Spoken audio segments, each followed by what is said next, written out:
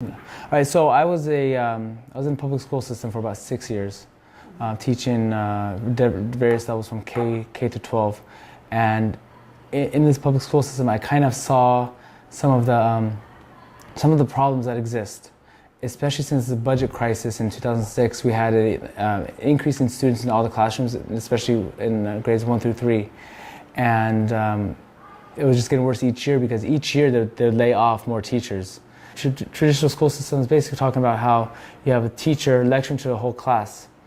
Now, when that happens, usually there are quite a few that are in another world, they're asleep, they're thinking about other things. So I thought to myself, I'm like, we need to do something that's going to change the direction of education. So I came and talked with this SM because I was actually interviewing here for a position.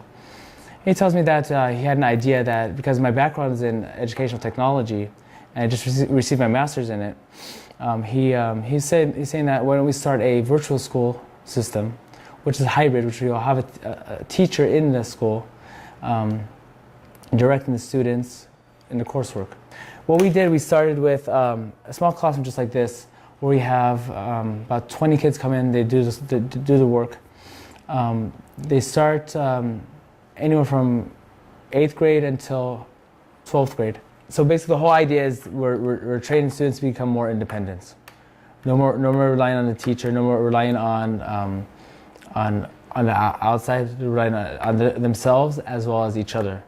So I have them do a lot of group work, a lot of projects, a lot of presentations. If, for example, if the class is on chapter 2 in algebra, they have to keep up with at least chapter 2, but they can finish the whole class if they want to move on to the next course.